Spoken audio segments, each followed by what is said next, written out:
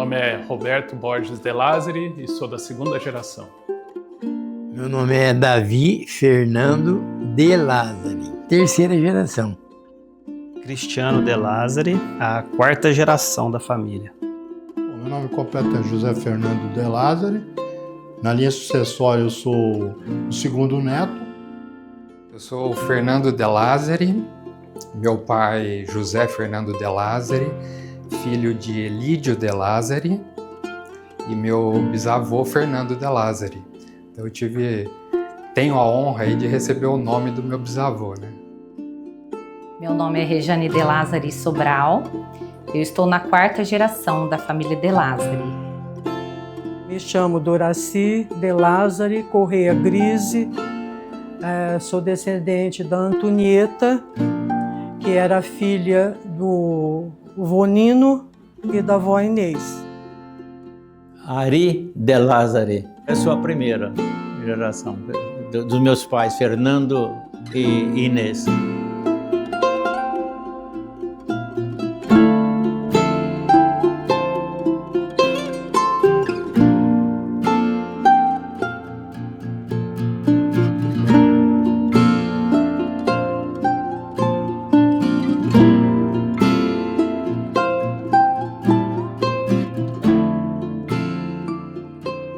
Broche que deixou de ir e vir para ficar em um único vestido.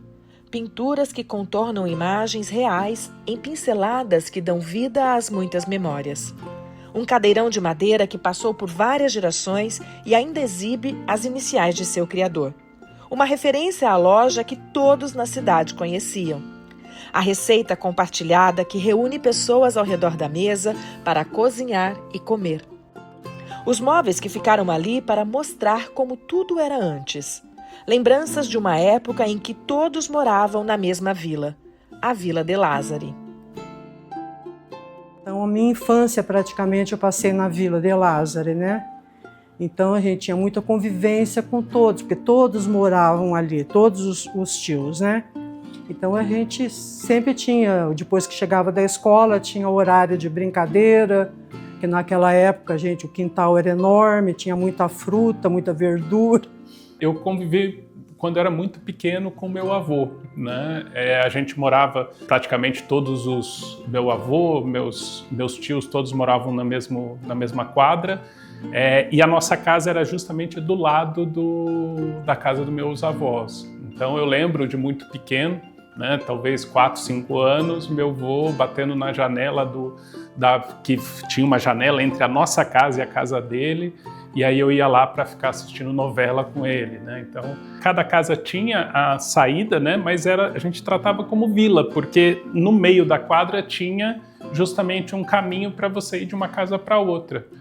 Na casa do meu avô tinha no meio do terreno tinha uma área grande, né? Então, quando tinha essas reuniões, sempre era a área de encontro, né? Lembro desses encontros na casa dele, né? Como era uma vilinha, era uma casa, a gente gostava muito de descer, que ele tinha uma marcenaria no fundo, onde ele trabalhava, a gente gostava de criança curiosa, né?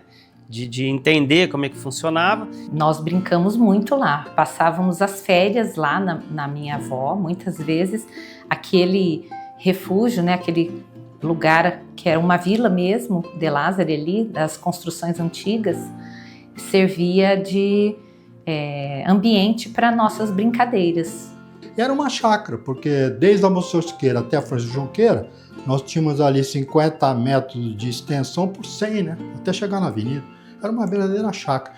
O hobby do vovô Nino, o apelido dele.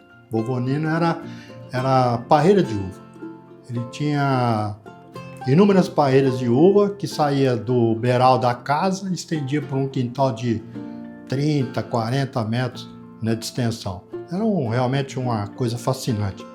E eu, como um dos netos que gostava também muito dessa área, ajudava ele a podar, colher, adubar. O vovô tinha o capricho de subir na escada, colher os cachos. Hoje acho que não tem mais, de quilos mesmo, coisa mais linda do mundo. E meu avô não deixava a gente tirar nenhum grãozinho de uva. Mas chegava na época da colheita, a gente ajudava. Ele subia na escada, a gente fica com as bacias. Fazia um cesto e com esse cesto minha avó ia casa por casa, dando um pouquinho para cada um. Então ele era bem assim rigoroso na colheita da uva, mas era uma coisa muito que a gente gostava muito de fazer, né? Hoje a vila não é a mesma, nem poderia ser, mas está presente, dando nome ao grupo de WhatsApp que mantém a família reunida. Então a gente tem o grupo de WhatsApp da Vila de Lázari, tem o grupo das primas. Então a gente sempre está se mantendo contato. Então a gente tem essa união. Nosso WhatsApp da família é Vila de Lázari, por conta desse encontro ali que acabava acontecendo nessa vilazinha, né, entre uma casa e outra. Né? Nós tivemos a ideia, me parece que foi a Sueli, que já é falecida. Ela fez a primeira reunião na casa dela. Então convidavam, eram as primas com os maridos, com os filhos. Eu acho que eu não sei direito se já estamos, acho que na 36ª ou 37ª reunião, que a gente faz uma vez por ano. Então é um jeito a gente ainda ter um pouco de contato, né? Uma mandala bem grande tomou o lugar da tradicional árvore genealógica. Cabem todos, um do lado do outro, geração pós geração. Já estão na 6ª.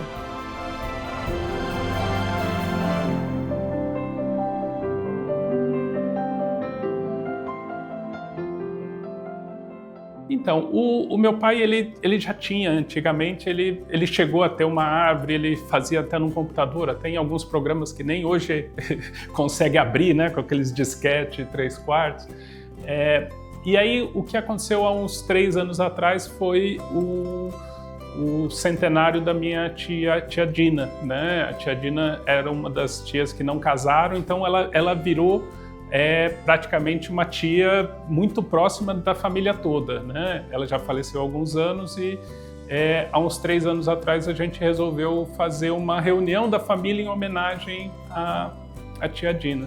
E aí foi quando eu peguei o trabalho que meu pai tinha feito e comecei a coletar fotos e atualizar, né? Então isso acaba sendo um trabalho grande, né, com a família grande. Então, mesmo essa semana mesmo eu atualizei, e aí nasceu a outra está grávida, então já tem o nome, então já tem um processo ali da gente até conhecer até partes da família que, como é muito grande, acaba não tendo um contato tão próximo.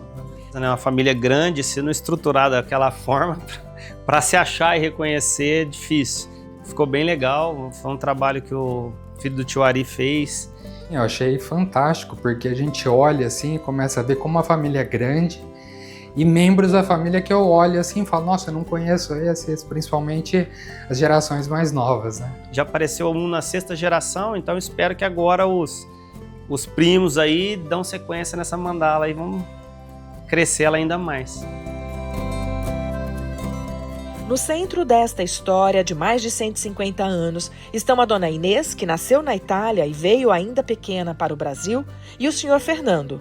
Bem, na verdade, o senhor Nino. Como ele era o mais novo, eles chamaram de Nino. Ou Nino, né, em italiano, Nino. Né, que a gente chamava, era Fernando, mas a gente chamava ele de Nino. Vonino. A gente sempre chamou de Vonino, né?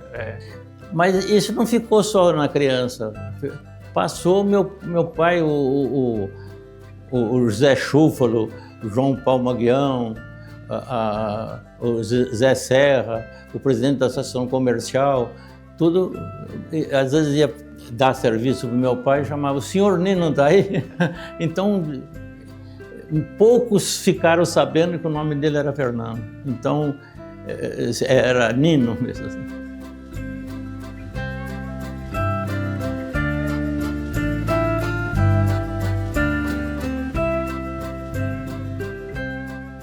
O casal Nino e Inês tiveram muitos filhos. Coisa muito interessante que a minha mãe teve 12 filhos. Os 2 mais velhos, um menino e uma menina, morreram nos primeiros dias de vida. Ela era analfabeta, não sabia ler nem escrever. Mas ela transformou numa enfermeira de 5 estrelas. Ela educou os outros 10 filhos, os sobrinhos do meu pai, os sobrinhos da parte das irmãs dela. Nenhum faleceu, porque na gripe espanhola, eu lembro que a minha tia comentava: a sua mãe era maluca. Na época da gripe espanhola, ela estava lá cuidando das pessoas, sabe? É o Luiz, é o Elídio, Atílio, Ercília e Dina. Ari, Fernando, Domitila, o Vonino, minha mãe Antonieta e o meu tio Arnaldo.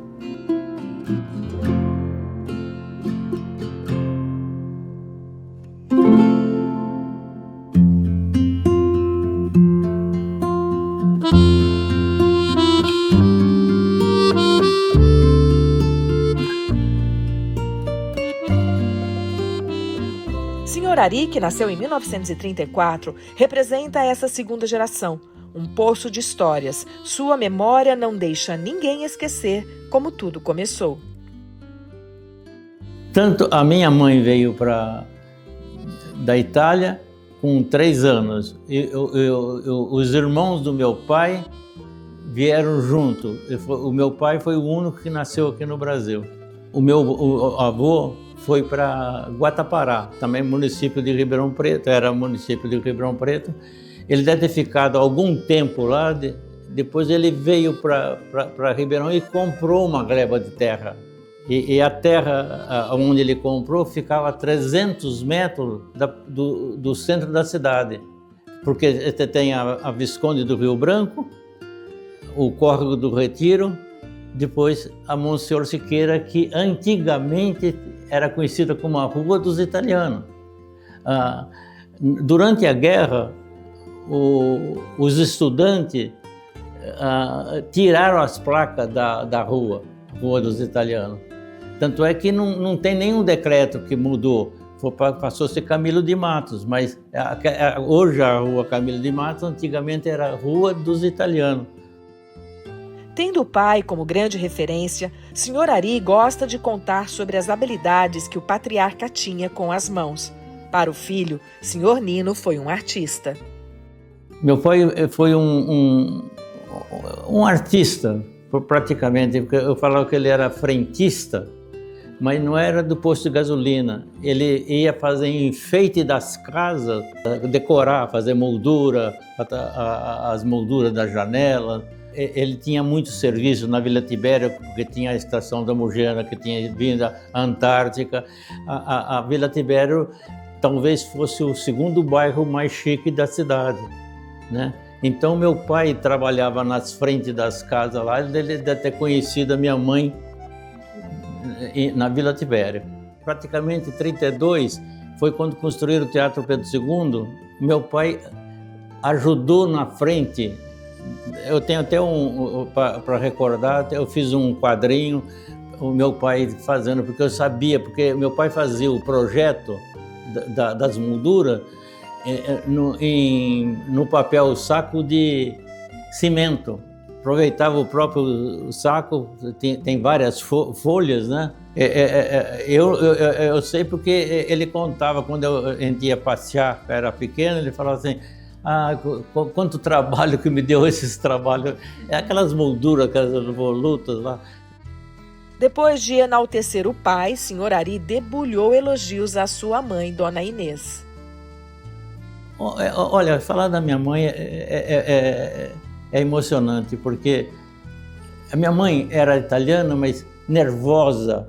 Os netos irritavam ela jogava chinelo, tudo.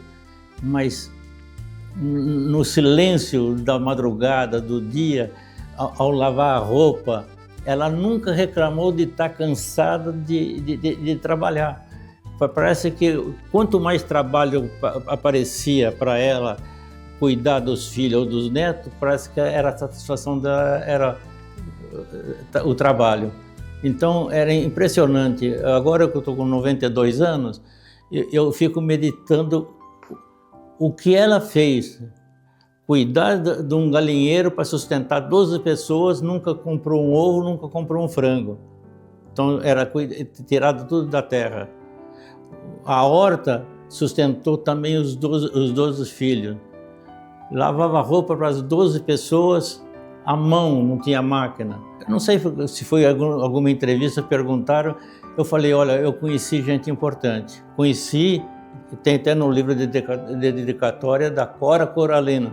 Ela pediu licença para escrever mais de uma linha, ela escreveu uma página. Está no livro de Ribeirão Preto. Tive a oportunidade de conhecer a Sinhá Junqueira. Ela tem a fama, é história, tem até uma biblioteca com o nome dela. E a outra pessoa é a Maria de Lourdes Jorge. Ela foi presidente do Centro Professorado Católico, acho que durante uns 20 anos.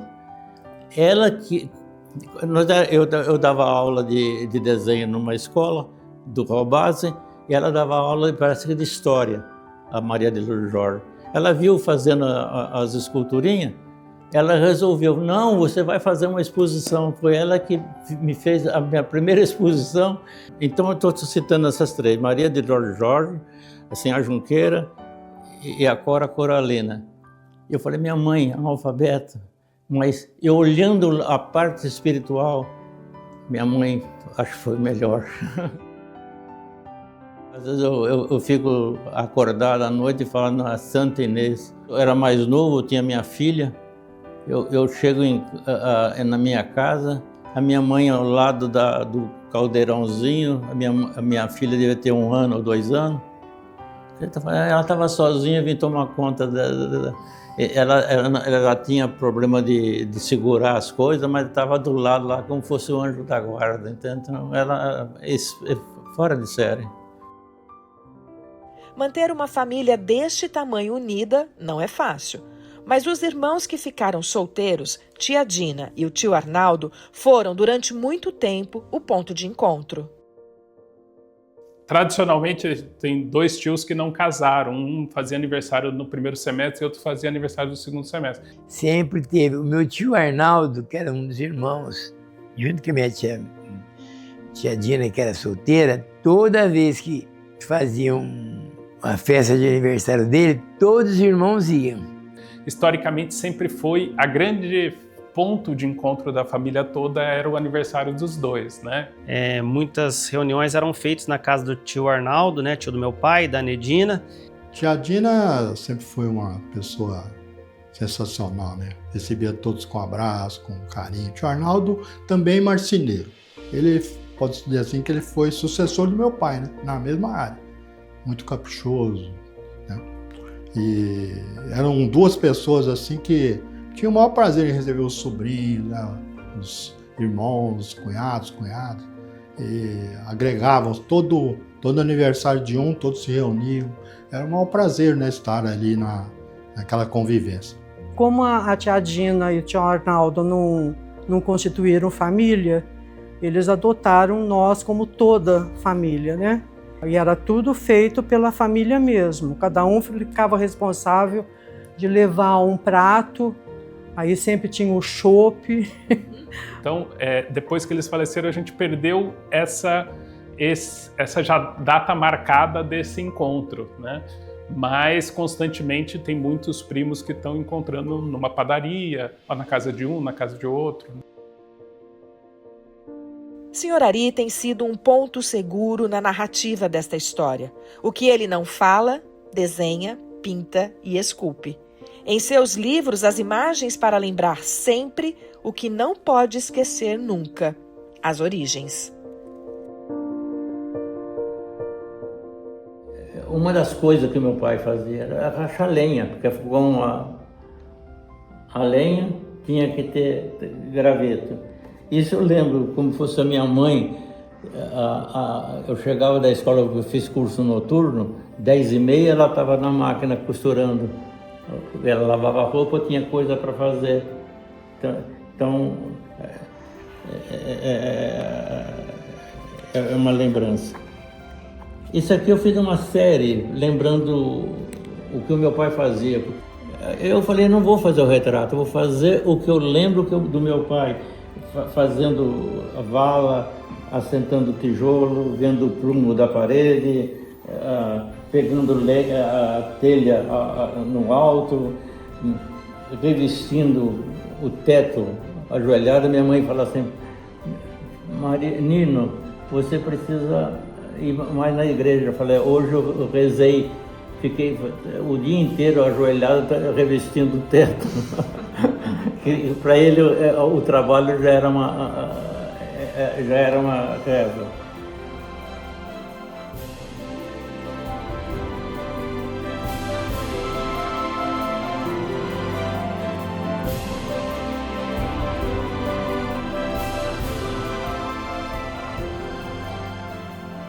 Sr. Davi trabalhou muito tempo na loja De Lázari, fundada pelos seus pais Atílio e Carmen. Ele e o filho Cristiano ainda lembram daqueles dias. Depois nós tivemos a casa da minha tia, que é a tia do Mitira, ela vendeu para o meu pai, e nós montamos um salão e fizemos uma loja, que era a loja De Lázari, que já tinha a loja no Campos Elíseos, na esquina da Saudade com a José de Alencar. Que eu me recordo, era uma loja multimarcas na época, né? Todas as marcas da época, vamos falar de grife, né? De nome, que hoje estão dentro de shoppings, né? Eram comercializados lá. E foi uma loja muito conhecida, tanto que na minha geração, nas escolas, né? Quando eu falava sobrenome, todo mundo, o que é da Lojas De Lázari? Até hoje a geração, uma geração acima da minha, quando vê meu sobrenome, a primeira coisa que remete é as Lojas De Lázari, né? Eu acho que marcou bastante, né? Vendia roupa, teve uma época que ela estava em maior assim, venda, ela chegou a vender eletrodoméstico pequeno, batedeira, liquidificador, ferro elétrico, essas coisas. Vendia brinquedo, roupa infantil, de adulto. Eu cresci dentro da loja, né? Vendo o movimento, vendo o trabalho do meu avô, do meu pai, do meu tio. Lembro das festas de final de ano, Papai Noel na porta, né? Era muito comentado na época, na Avenida Saudade, na época de Natal, que o comércio ficava aberto.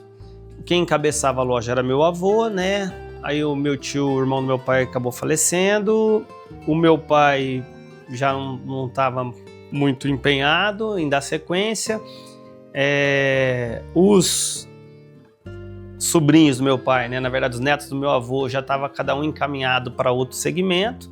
Meu avô levou ela até quase que o fim da vida dele, né? Foi mantendo ela ali pequenininha, era o passatempo dele, e aí acabou com ele. Acabou na geração dele. Os dois lembram também dos encontros no rancho perto do rio. Agora, um ponto de reunião também da família era o rancho nas margens do Rio Pardo, entre o Regatas e o Caiçara. Esse rancho foi feito assim com a mão de obra de todos os irmãos e todos sobrinhos e alguns amigos, por exemplo, a família Pasqualim, o Catarim, tinham vários amigos que ajudavam. Um era serralheiro, que era o Pasqualim, meu tio Arnaldo era marceneiro, o meu tio Elídio era carpinteiro, certo? Então a gente que não tinha assim especificação dentro da coisa, trabalhava de servente mesmo, ou levava massa, ou mexia massa, aquelas coisas. E naquele tempo, o que acontecia? O ônibus parava na rodovia, ele não vinha dentro, não passava do lado do rancho. Então, quando chegava 11 horas, 11 e pouco, as mulheres chegavam com os caldeirão, tudo com carne em pedaço, arroz, e levava para todo mundo. Era uma festa, porque o que estava lá em cima gritava, comida! Então era uma reunião, e isso aí continuou. No rancho continuou por muitos anos. A família do meu pai, né, a gente cresceu muito junto, né? Meu avô tinha chácara, né? Eu tinha muito contato com meus primos, a gente ia muito para a chácara E a minha avó e a tia do meu pai, que moravam juntas ali, gostava de cozinhar, né? E tinha que comer, hein? Nunca come mais um pouquinho. Não, você não comeu nada, come. Senhor José Fernando reuniu os filhos Fernando e Rejane para mostrar que a história da família continua sendo contada e expandida com as presenças dos genros e noras, netos e netas. Então, o meu pai, o Elídio de Lázari, é o primogênito, e desde novinho ele sempre trabalhou assim na área de móveis.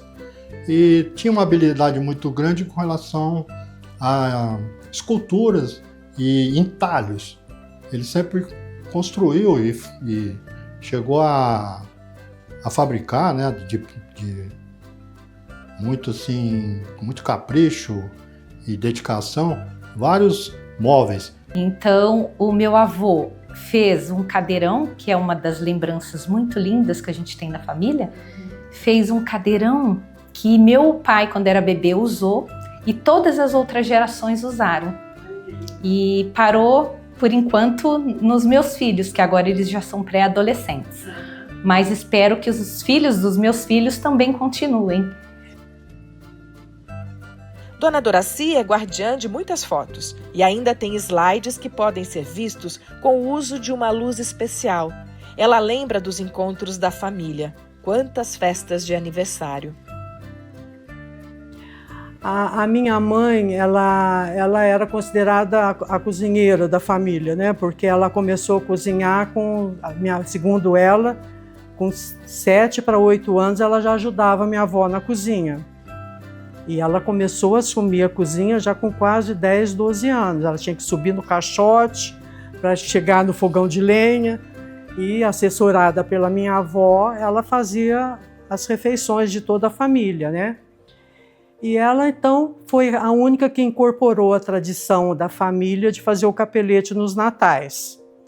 Então, ela fazia na reunião na casa da minha avó, mesmo ela morando fora de Ribeirão, ela fazia questão de, no Natal, estar presente aqui em Ribeirão, fazia os capeletes lá na casa da minha avó. Depois que eles ficaram mais doentes, ela começou a fazer na casa dela, e foi. E essa tradição ela acabou passando para nós também, que assumimos a tradição, né? A minha irmã faz com as filhas e eu faço com meus filhos.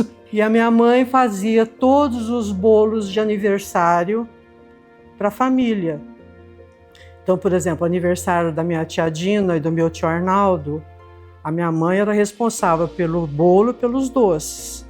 E ela fazia, decorava, adorava fazer isso. Como também ela fazia os bolos no aniversário dos netos. Ela sempre teve que fazer os bolos. Ela aprendeu com a sua avó? Sim, ela acabou aprendendo com a minha avó, depois ela foi desenvolvendo, né? A comida que meu pai gostava, a comida que os filhos gostavam. Então ela sempre procurava fazer o prato de que cada um gostava na época do aniversário. Quem não pôde estar mandou fotos, vídeos, e suas presenças foram garantidas pelo Roberto e sua mandala gigante. Cada um que falou fez o exercício de olhar para trás. E minha avó, né, ela fazia muito, né, os pastéis. Ela fazia ali na região, todo mundo conhecia ela, né? Então ficou aquela questão de vamos fazer o dia do pastel. E essa massa é uma massa que fica na nossa lembrança ainda, né? Tá na nossa memória. Foi muito lindo, assim, conviver com eles no dia a dia e analisar aquilo que meu avô trouxe, né? De aprendizagem, porque ele fazia muitas coisas no fundo do quintal. Tem, em tudo que nós lembramos dos nossos avós, tem essa questão da perfeição. O do meu avô, os móveis, os detalhes que eram maravilhosos. A minha avó, aquele padrão de qualidade da comida dela, principalmente as massas, né?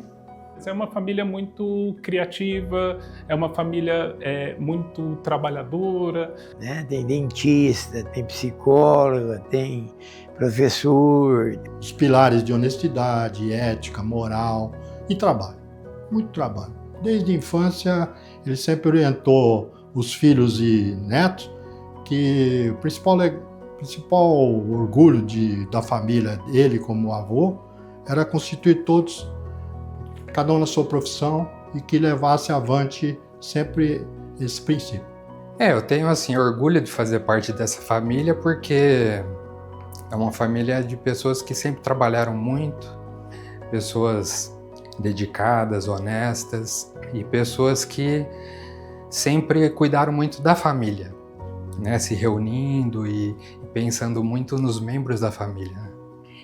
Saber que uma família, né, de um pedreiro com 10 irmãos, né, que conseguiu encaminhar todos os filhos, né? Quando a gente puxa o passado para os dias de hoje, a gente vê o quão difícil hoje é criar 2 filhos, né? E como eles conseguiam dar uma educação e uma formação para essa quantidade de filhos. Isso impressiona.